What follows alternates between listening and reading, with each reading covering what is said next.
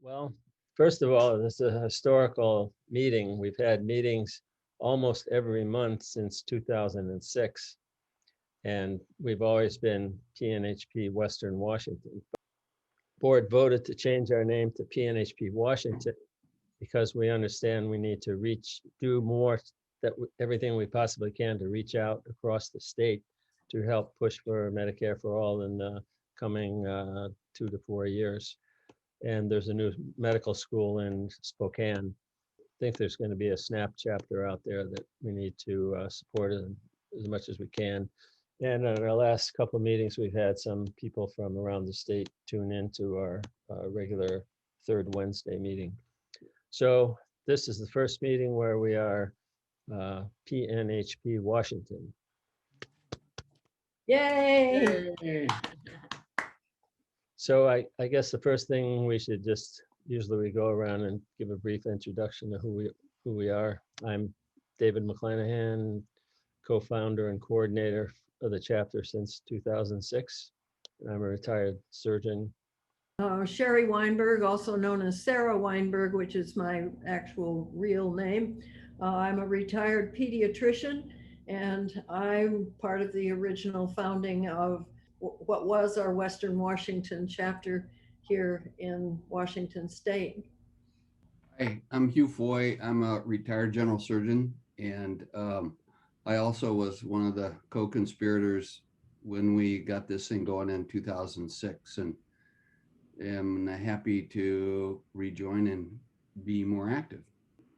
Hi, I'm Kaytlin Gilbert. I'm the national organizer for PNHP, and I'm local to Chicago, Illinois. I'm Nancy Connolly. I am a not retired internist, also trained in integrative medicine and addiction medicine, ID. I have to say I haven't been very active in PNHP, but my roots go way back. I did my clinical student training with Claudia Fagan and with Quentin Young and David Shiner. So I do have a long history. I just haven't been terribly active as I've been raising my family, trying to get more now. Hi there, Craig Garver. I'm a retired neurologist in Wenatchee, Washington, on the other side of the mountains. Fortunately for Zoom, I've been able to attend meetings, and I've been a member of PNHP nationally for a number of years, PSR, before that, and medical committer for human rights back in the 70s. Yeah, I remember back in MCHR, yeah. Hello, everyone. I'm Andre. I'm a software engineer, and I'm an organizer for Whole Washington. And I wanted to join you all today because I'm really excited to see you expanding your operation to a real statewide organization.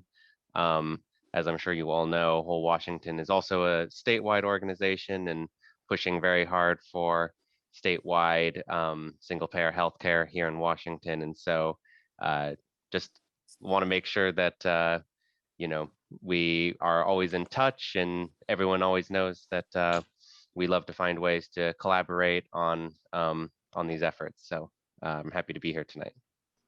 Hi, yeah, my name's Burl. I'm also a big advocate on the whole Washington side there. And I guess we are whole Washington now, but we're still Western Washington, not Washington, D.C.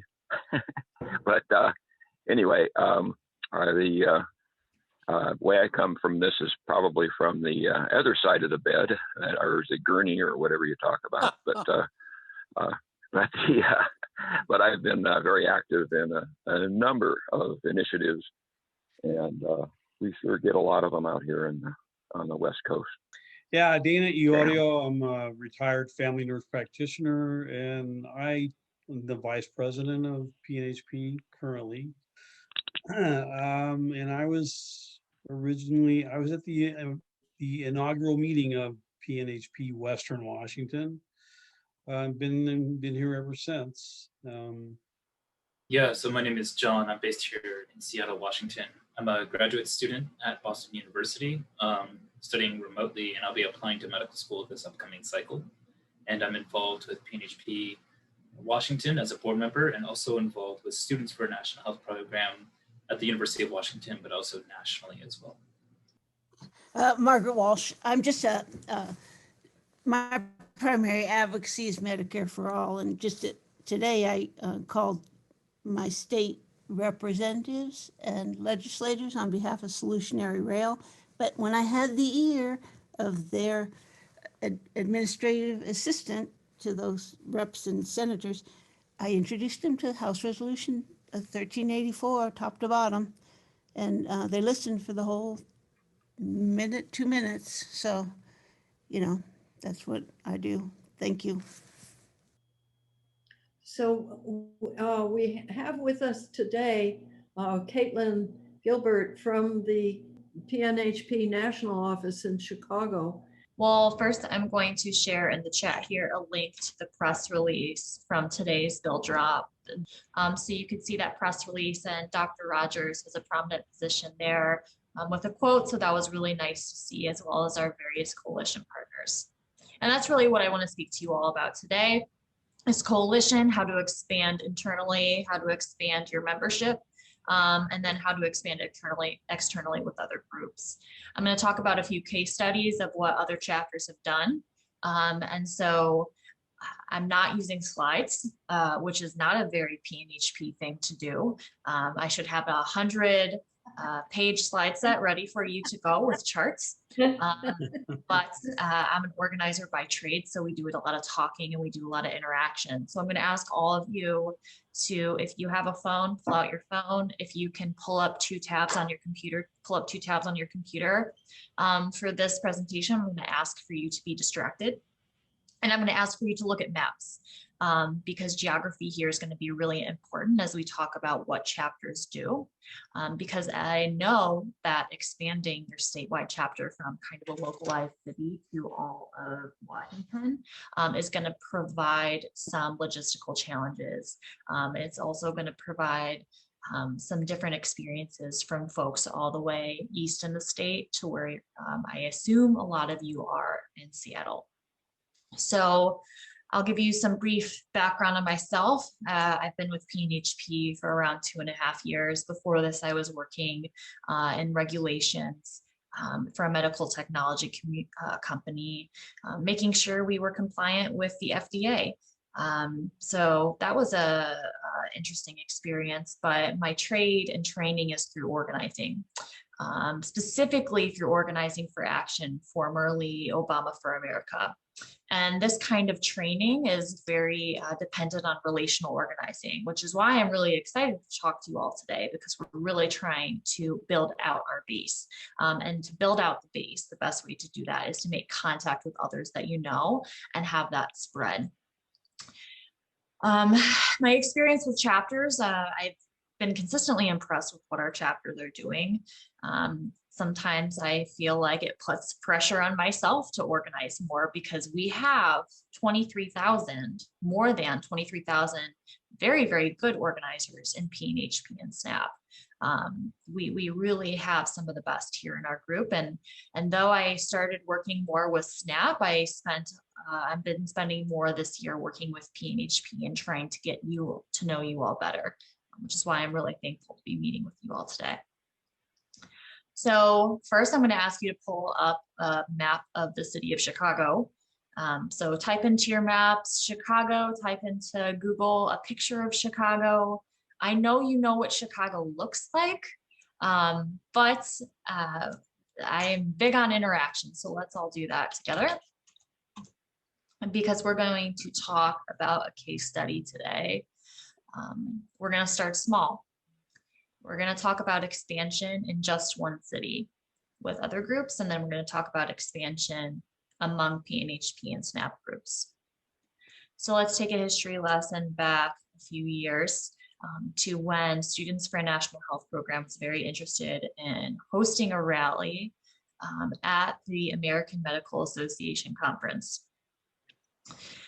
They were interested in doing this because the AMA was a part of a dark money group called the Partnership for America's Healthcare Future. SNAP wanted to rally and ask the AMA to, 1, leave the partnership, 2, remove its anti-single payer language from its bylaws, and 3, formally support Medicare for all. So you can see Chicago is a pretty large city. It's kind of long top to bottom. We have many medical schools. And at that point in time, none of those medical schools were talking to each other. They didn't really know each other. The student leaders weren't really talking. Maybe one or two kind of knew of each other, but really it was kind of sparse. As well as our physicians kind of had their home bases where they really liked to talk to students. So we had one physician who talked a lot at UIC. We had one physician that talked a lot at Rush and knew of the other medical schools, but there wasn't much connection because there had never been really an action to pull everybody together and a reason for us all to come together. By happenstance, myself and the organizer that we had at the time, Keena Collins, who left us to go run for Congress, doing big things, we met with a coalition partner that we just knew, who wasn't a coalition partner at the time. It was just another organizer we knew with the seniors from Jane Addams Senior Caucus. And you're going to go to the north side of Chicago and kind of look at the Bucktown, West Loop area. And that's where they're located. PNHP is locally central to, you can look at a picture of the Bean. We're kind of around there. We're really right in the heart of the loop. So they're a little north of us. We don't really talk much, and we tell them about the rally we want to plan. It just so happens that the seniors were wanting to plan a rally as well. And so we all got together with them, brought in other groups that they had been talking to further north, like One North Side. And we formed a coalition just based on one rally. We said, we all want to rally at the AMA. We all want to work together. And this is a funny circumstance that we're all landing on in the same place. So Keena and I start contacting all of the student groups in Chicago, all of the physicians we know, and ask them to reach out to everyone they know at their school, everyone they know at their clinic that wants to join in, and tell them about this event. And this is the first key that I want to tell you all about as we're thinking about expanding your statewide chapter, is that I don't need you to know everybody in the state, just like I didn't need every physician to know everybody at every medical school or every clinic. I just needed them to know one or two people and get those one or two people to tell one or two more people. And that's how we really expand the group. When we think too large about trying to bite off the entire state or the entire city, it can be really daunting. But when we focus on just getting that one other person, it really helps us expand the coalition in a way that's attainable and achievable. I'm going to jump to the end of this story. We got all the coalition together. We got the students together, the physicians together. We hosted a rally at the AMA. And with the internal pressure that our students and physicians were putting on, as well as the external pressure of the rally, the AMA left the Partnership for America's Healthcare Future, which was a gigantic victory for us. The AMA has yet to remove their anti-single payer language from their bylaws, and they have yet to formally endorse single payer. And we just found out that they have now joined another coalition with Blue Cross Blue Shield and others that is currently fighting to maintain some sort of ACA-esque policy that doesn't make any sense. It doesn't expand coverage. It's the same status quo that we've been dealing with. So we're going to take it to the AMA again sometime soon. So this is one example of how you can expand, is just find one person and find two more people and expand throughout a city. Now the coalition, though slightly weaker because of the pandemic, our student group is incredibly strong. We have 2 students just in the city of Chicago from that original AMA action that are now board members for PNHP National. They are incredible organizers and have been doing a tremendous amount of work for us, Alankrita Sadula and Rex Ty. They did not start as SNAP board members. They started as students at their own universities, not knowing each other, and now here on the board working together really strongly.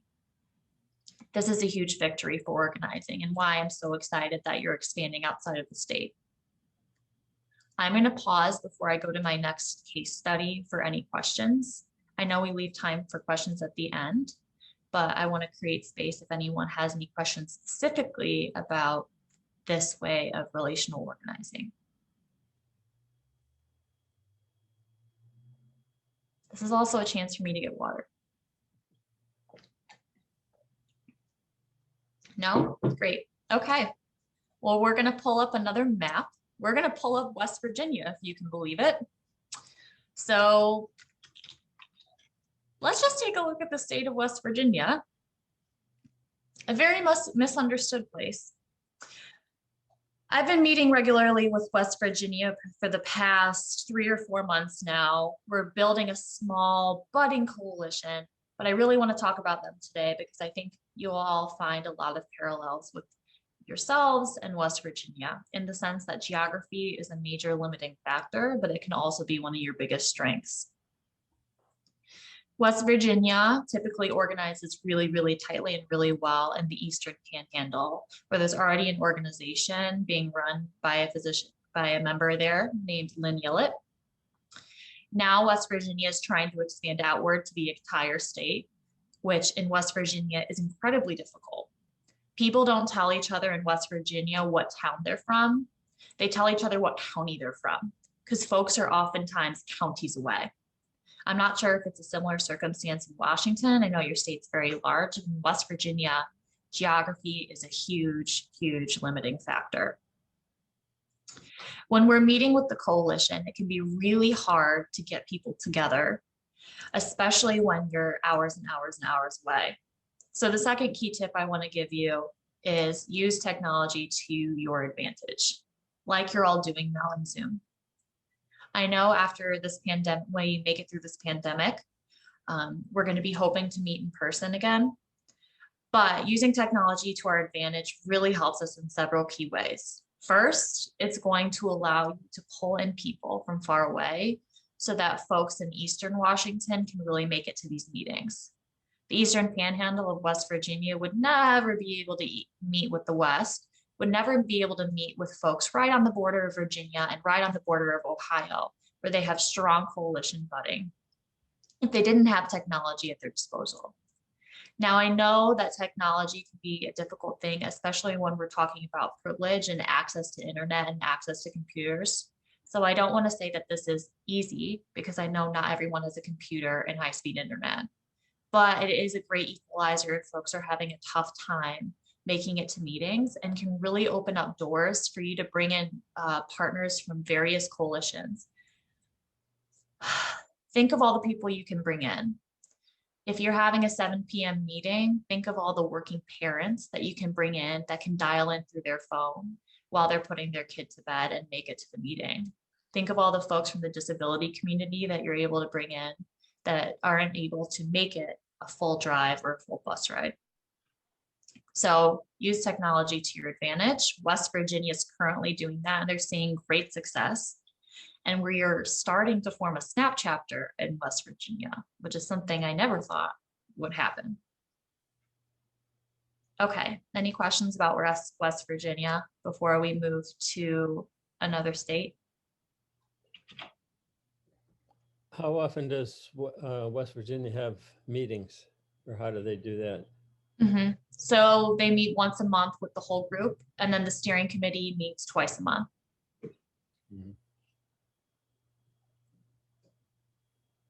Any other questions about West Virginia? Okay, great. So we're continuing to expand outward. I'll talk about national soon, but let's talk about North Carolina. And I'm going to be putting a link in the chat. This is the North Carolina Coalition, and I want to get their name right, the North Carolina Medicare for All Coalition. And you're going to see all the groups listed there. A lot of PNHP groups in North Carolina are named Healthcare Justice. Picture of myself and my daughter, so I'll just hide that. Okay, so North Carolina, we're looking here, pretty long horizontal states. We have chapters in Durham where I'm pointing, Charlotte and Asheville. So let's talk about the coalition that we have there. Let me pull this down. Member organizations. So I'm talking about the North Carolina Medicare for All Coalition, which has just recently formed. Several PNHP groups are a part of this group, including Healthcare Justice, which you'll see highlighted here. And you'll see DSA. I believe there's some people's action groups in here, and some of the people's action groups have different names as well, so it's kind of hard to identify. But you're going to see this is a really robust coalition. This is not just PNHP here. This is many, many, many groups. And this is years of organizing. I would say that Health Justice Charlotte right here has tended to be our strongest chapter. And I would say one reason because of that is because of their robust accountability structured board. The board, each member has a very specific role. They are held accountable for that role. And they're really, really focused on recruitment. But my main point when talking about North Carolina is invite other groups. Health Justice North Carolina, specifically Health Justice North Carolina Charlotte, is an expert at working with other groups. They reach out and show up for other meetings. They help coalition partners in their campaigns. And that's how they're really building relationships to make sure that they have long-lasting relationships that can build into what we see here with the North Carolina Medicare for All Coalition. It's one thing to show up to a meeting with your representative as you as a physician or you as a health worker or you as an activist, but it's another to have one representative from a bunch of groups saying, I represent unions, I represent physicians, I represent nurses, I represent students, showing the robustness of how many people are really interested in Medicare for All. Okay, so we're going to review our lessons here. So use relational organizing, reach out to one person and it can expand. Use technology to your advantage. And third, reach out to other groups and show up for other groups. I'm going to talk about SNAP and our students because I'm very proud of them. SNAP has managed to organize across the country from California to Maine to maintain relationships, to talk to each other regularly, to bring in coalition partners like White Coats for Black Lives, like Right to Health, like LMSA, and like AMSA, and really work together to achieve big, big goals like the AMA action, like writing the LMSA verbiage that includes a semi-endorsement of Medicare for All. And SNAP is encompassing all three of the lessons I'm talking about right now. First, they use relational organizing. They talk to each other. They're not afraid to go to another student and say, hey, I support Medicare for All. I'm wondering if you might be interested. Do you want to come to my next meeting? Easy, done. Two, they use technology to their advantage. They're using Slack, they're using Zoom, they're texting each other, they're using group chat. And three, they're really focused on coalition. They know it's not just about what the students at SNAP are doing. They know it's about all of the groups working together that are not just medical students. It's undergrad students, it's high school students, it's groups in their local communities that are working on Medicare for All. So I want us to all to look to SNAP to say, okay, organizing a big state is really daunting. I'm not going to ignore the geographical barriers you all face. I'm not going to ignore the logistical, local organizing and politics that you all face. But I want to show you that it's possible, that a group like SNAP is nationally organizing and it's being run by students who are very busy. So that is the knowledge I wanted to impart on you. And it's not my own knowledge. It's the knowledge that I have learned from our PNHP members and snappers. You all are really amazing organizers. And I think you're going to pull this off in getting this state together. And it's starting with you just renaming your group, making it more inclusive. So now I'm going to leave time for questions. Well, I have a couple of things to share with you. We're part of our big coalition here for single payer supporters is healthcare is a human right, Washington. There's 20 really active groups and then another 60 or so that have signed on to the principles. So we've made arrangements with a student from Tacoma Community College who's working on a project called the Capstone Project, where she spends, this is Lacey Russell, is going to spend 10 hours a week for 10 or 11 weeks working on a project that Healthcare as a Human Right Washington is going to work with her on, and we're part of it, and I'm on the steering committee there, so I interact with her quite a bit. And so whatever she does for Healthcare as a Human Right Washington will be done for PNHP Washington also. So she's going to be looking across the state and all of our congressional districts and seeing how we can create a network of strong universal healthcare supporters there. And she'll have a database from all those organizations that many of them have statewide reach.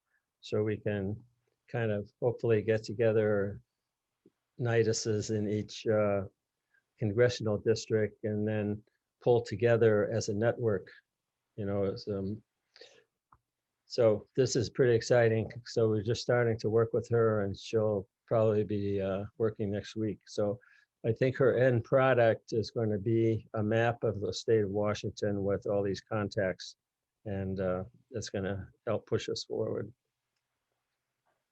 Wonderful. I'm at your website right now. It's awesome. Yeah. This is Dana Iorio. I have a question about the North Carolina Coalition. Mhm. First of all, how did that coalition form? And second of all, is there a leading organization that heralds the coalition and and communicates with the rest of the organizations? I'm not sure how it works exactly. And third of all, are they all firmly in support of Medicare for all? Because that's been the problem with the coalition that David mentioned with the Healthcare as a Human Right Coalition that we have. Although they are supportive of Medicare for all, they kind of waffle on it and say, "Oh, we can't get it at this time. We need to try other things, incremental things." So I'm wondering how North Carolina Coalition has dealt with those issues. Mm-hmm. That's a great question. And I know that can cause a lot of conflict for folks. In terms of who exactly is leading this organization, it's an anomaly to me as well. Oftentimes when these groups form, it's kind of a mishmash of, you know, we think one person's leading, but it's really everyone working together. I can get a better answer for you about that, and I can ask my groups there and see if they have an idea of who they think is leading. But from other coalition groups I've spoken to nationally, whether it's Public Citizen or People's Action, no one really points out one fair group as the leader of that organization, which I know can sound odd. So why don't I put this on my calendar that I'll get you a better answer and reach out to Jessica, who I think will help me out greatly. And if you could put in the chat your email so I can give you a direct response. In terms of their support for Medicare for all, it's pretty firm, especially because of their pretty good stance about private health insurance. I know that's one big key that a lot of groups can waffle on is they'll say, oh, there's still going to be a place for private insurance. It's pretty firm about there's really no place for private insurance except for what Medicare for all won't cover, which I'm assuming is elective cosmetic surgeries, which is kind of a point we've been talking about in the coalition itself, you know, that might be a loophole for insurance that still exists, but we want it abolished. But they're pretty good, and I'm going to put in the chat their about page so you can see their language. And thank you, Dana. I'm going to write down your email in my notes for my calendar. Can you describe how the, you know, California chapters work together? Because there's like 12, at least 12 medical schools, you know, I think maybe even way more than that. And there's a PNHP California, but if you go to their website, doesn't seem like much is happening in terms of working together or what's happening in individual chapters. Yeah, it's a struggle in California, to be honest. They have a steering committee that's very good, and they're very new. They've been a steering committee for about a year and a half. Geography is a big one for them. The fact that you have to get on a plane to get from one end to the other of the state, I think has been limiting. They have some pretty active groups, but again, you'll even have some medical schools in the Bay that aren't talking to the PNHP chapter in the Bay. So that's a big red flag for us, and we're trying to figure it out. We've got great activists there, you know, Dr. Hank Abrams, Corinne Fergoni, Kathleen Healy, that are working their butts off to make sure they're reaching out to SNAP chapters. SNAP chapters are trying to reach out to PNHP chapters, but it's really an anomaly as to why this communication isn't going well. It's a work in progress. Can I ask you, when you say the steering committee is really great, what makes for a great steering committee? What are the characteristics there that makes that great? Yeah, clear communication not only with each other, but with the national office. Sometimes I'll find out that a chapter has a problem and it's a year later and I didn't know they were having this problem and they never reached out to us. Second is they have regular meetings. They meet with each other regularly to make sure that they're checking in before their bigger meetings. And that really helps them because then it keeps them on the same page. And third is just general respect. I think organizing can have a lot of egos, a lot of people wanting to do one thing and not listening and going off and doing it on their own and not telling the rest of the steering committee about it. This steering committee works together really well, keeps in constant communication, really respects each other and makes sure that they're all on the same page. If they're not in agreement, such as for like a state single payer bill, they're not going to touch it. If they are in agreement for a campaign, they're going to endorse it right away. So that makes a really good steering committee. So one other follow-up question, are people starting to use these sort of networking sites where you can do events and where you can have like closed groups? I mean, Facebook groups have been along for a long time. I mean, you could have presumably a Facebook group that's just for California and invite everyone to join, but there's a lot more of these, I think, since the pandemic. And is PNHP nationally starting to embrace any particular platform? So PNHP National currently uses this program the most, and it's called Slack. SLACK. I'm not sure. Has anyone heard of? Okay, great.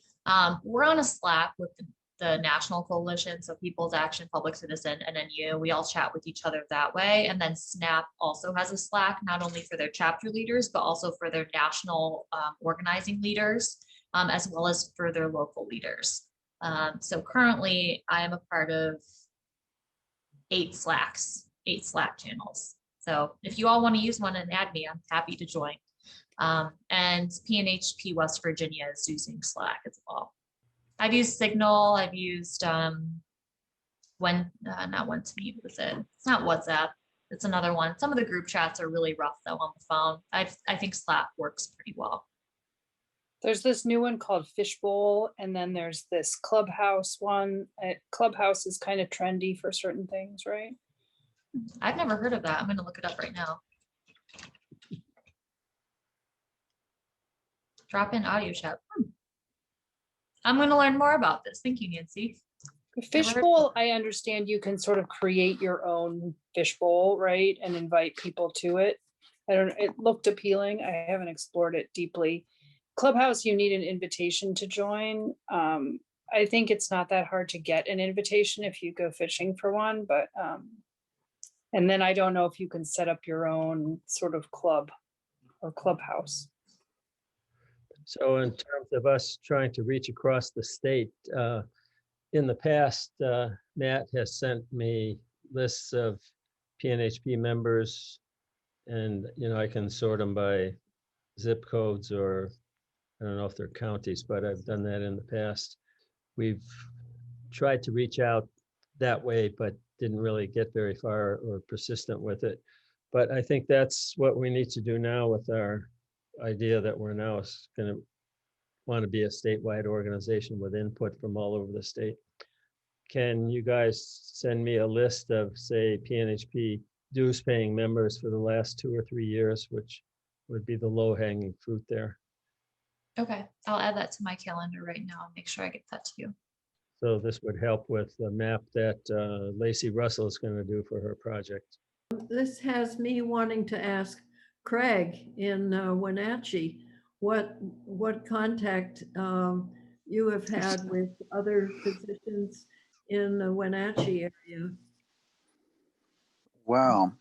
I've been retired for 9 years, so I still have some friends in the area, but I don't have much in the way of new friends at the clinic and the like. I know no other PNHP members in Wenatchee. You have to remember this area voted for Trump, although the city of Wenatchee voted for Biden for the first time. Yeah, so I would appreciate a list of any other PNHP members on the other side of the mountains as well. I was making a list of a few people to contact, but there's just a handful. I have two in-law type relatives. They are the sister and brother-in-law of my son's wife. The sister is Rita Shu. Oh, I know Rita, good friend. Yeah, Yeah. she's on my list. Yeah, I haven't talked to her about this. Yep. Yeah. And her husband is Eric Thorson. A very good friend of mine Um, for decades. Yes. And I contacted him at one point. It's been a lot of Just years. retired. Yeah. Mhm. Oh, they did just retire. He Okay. retired. She's working part-time. Yeah. Okay. They're on my short list. I was going to contact a few people that I know. Yeah, that of like mind. Right. Eric had said before that he thought, single payer was a good idea, but he didn't dare utter a word about it at the hospital for fear of being drawn and quartered. Oh yeah, I bumped my head against that several times on other issues. Yeah. Well, that would be nice. I would love to welcome the two of them into PNHP Washington. We get together periodically for meals. We can have that discussion. Craig, do you know Rachel Lundgren, the vascular surgeon? No, I don't. Yeah. We did not overlap. Yeah. Yeah. I think she probably went there about 8 years ago then, so you might not have, but she's a graduate of our program in general surgery and vascular surgery and a pretty progressive minded person. So I'll give Rachel a call. We've been trying to get her roped into some of the other state surgical organizations. And so we're starting to get into some of the Wenatchee surgical people to help out with some statewide other things. And so I'll apply those lists as well. Thank you. I'm also out in Wenatchee quite a bit. I actually spend a lot of time in Leavenworth rock climbing. I can't keep my hands off the granite there. So if you ever want to plan an event, don't be afraid to reach out. I have had a name of a physician at the medical school, one of the two medical schools that are both fairly recent in Spokane. And I had a contact that gave me her contact information. She expressed interest in hearing from me. I sent a long email and haven't heard anything, and it's been a couple of weeks. So something's gone wrong. I'll have to work at that one again.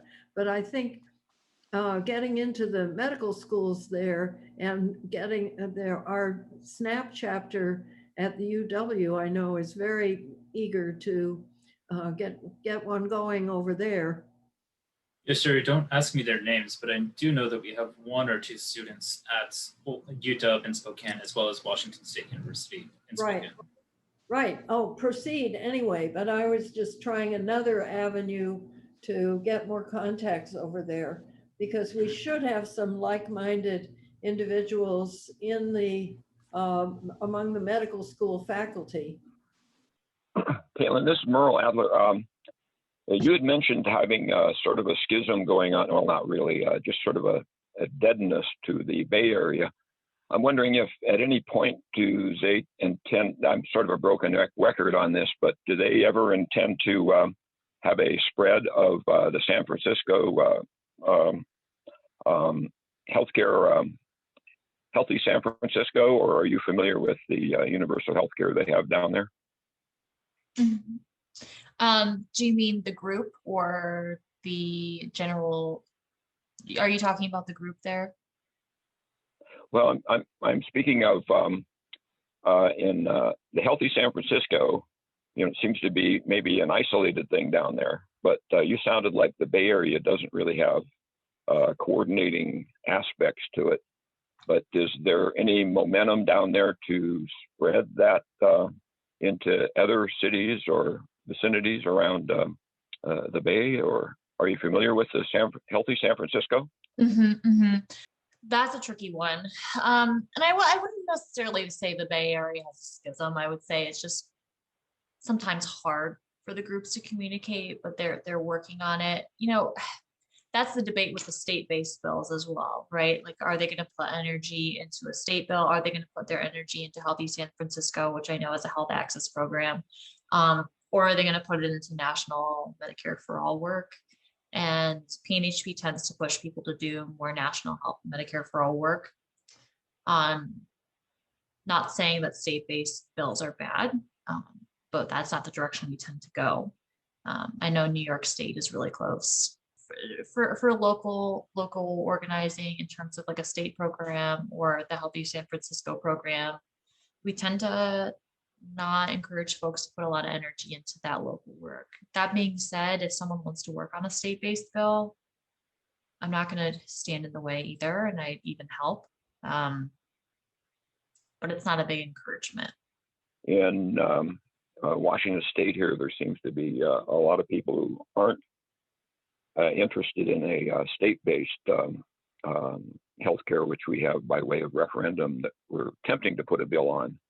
But is that any way, I mean, are there other states that beyond maybe New York that are intending to go for a referendum way, or can they? Or what is your knowledge of that? California is going about some sort of waiver program. And I can get you more information on that. I'm still trying to understand it myself, but I know California, and then I believe maybe New Mexico might have something going on, but New York's the big one. The Campaign for New York Health is really working hard to get the New York Health Act through. And I can understand it, right? I mean, you look to our neighbors at the north where we kind of want to emulate the most, and Saskatchewan's the one that got it done first, and then it expanded. That being said, we're not entirely sure if that's the route to go in the lower 48 and Alaska and Hawaii. So, well, it's hard to know, but actually things are moving forward in Washington State for doing a state-based one. And the idea that Saskatchewan went first and that we could be the Saskatchewan of the United States, that may be one way to get there. Who knows? It's a both and, not an either or. that's a great way to put it. So I have a question about the blast you put out. Was it today or yesterday about the calendar idea? Chapters could put their activities on a calendar. Mhm. I think, has anybody responded? I put our tonight's event on there, but it probably hasn't gotten around yet, but I think it could be talked up at the next activist meeting. Is there another activist meeting coming up? Because I know there was a board and advisors meeting just recently. Yes, let me pull up my calendar here. So it looks like our next activist call is March 25th. I can pitch to the staff and to Dr. Rogers to get that on the activist call agenda. That would be good I to love it. help us learn from each other. And also, you know, the New York Metro chapter puts out tons and tons of really amazing webinars. So, Have you subscribed to the calendar yet? Have you added it to your Google Calendar? I sent the link yesterday. I should probably put together then a one-pager on how to add the calendar to your own Google Calendar or your Microsoft Outlook calendar. And I am currently working with Dixon to get that calendar on the website so we can all use it. yeah, that'd be great. Dropped as we speak. They had a big to-do about it today, introducing it and touting it and all of that. It has over half of the Democratic Congress people in the House have signed on as co-sponsors. I think they have something like 112 co-sponsors. Improved and expanded was catchy, because like when I was talking today, the improved and expanded includes glasses and dental, you know, and Right, and long-term care. and everybody says, yeah, that's so overdue. That's so overdue. That's just that one little niche is so popular. Right, hearing, vision, and dental and long-term care are all included in improved and expanded Medicare for all.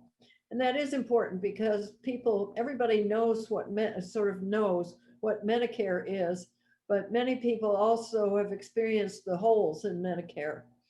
And improved and expanded Medicare for all plugs the holes. More questions for Kaytlin, or should we let her go back to her? Was that a daughter? Yes. Yes, she's sleeping, so that's good. Good for everybody. 10 o'clock Chicago time. Yeah. Yes. Okay. Mommies get tired too. We should let you go so you can go join her. Yeah. Horizontally. I guess we weren't exciting enough, huh? Oh, no. She's only 4 months old, so Oh, my. yeah. So She'll be she's, up again. Is she yeah, sleeping through the night yet? oh, no. She doesn't like that. She doesn't like sleeping. So, Of course, your husband takes care of most of the wake up time, right? oh, yeah. Yeah. From your touching bases with all of the different chapters around, do you see any one of them progressing further towards like a place that they want to fit into? Do they want to fit into the national, to the state, to city, or what do you particularly favor? In terms of legislation or in terms of just working together with coalition groups?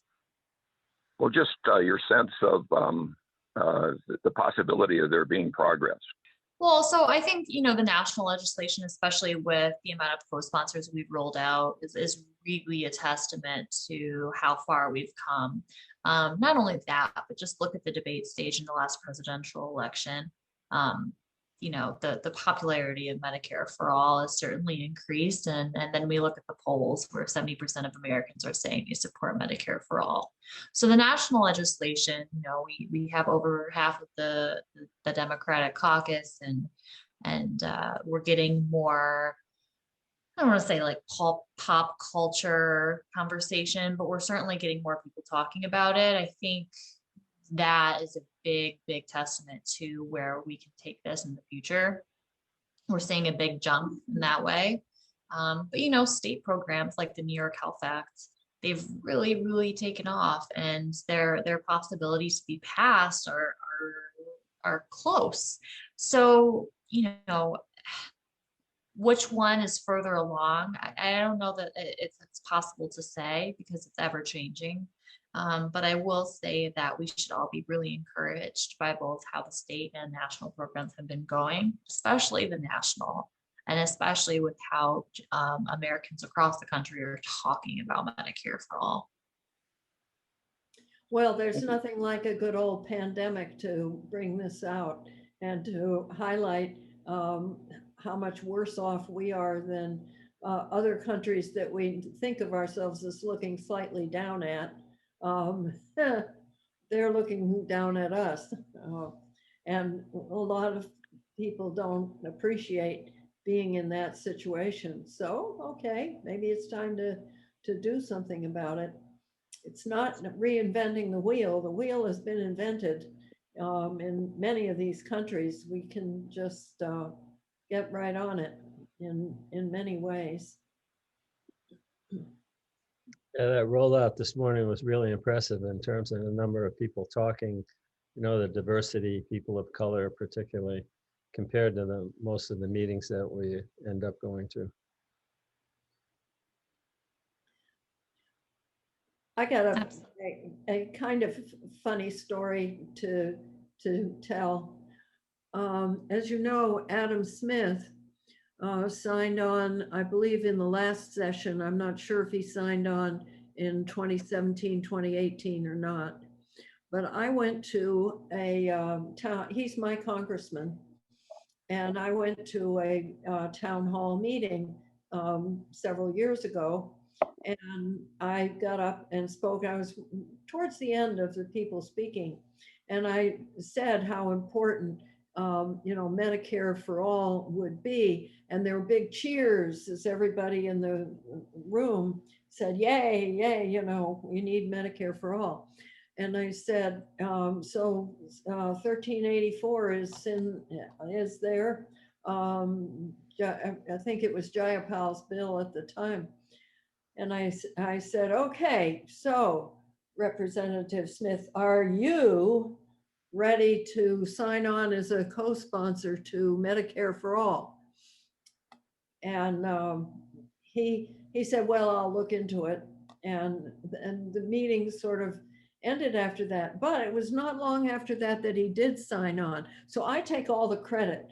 but the point in telling it is, it's a good one, Kaytlin, to pass on to people to go to town halls of somebody who might be movable on the subject. And to, first of all, use the terms Medicare for all to get the audience going, and then zero in on the congressperson with the question. And they won't say, oh, okay, but they may do it afterward. Yeah, isn't that interesting that they, as soon as they read it and see what it's all about, that along with your support, of course, Sherry, they're supportive of Medicare for all. Once they look into the inners and outings of it and how it operates, I think. Right. Well, it wasn't just me, of course. Most of these Congress people, they have no clue on what Medicare for all is, or at least half of them don't. Right. But I think it made a difference that I got the room to say something. It wasn't just me. And I hadn't arranged that at all. These were just random people from my congressional district that showed up at this town hall meeting. Well, in his district got Kaytlin, that you can pass on.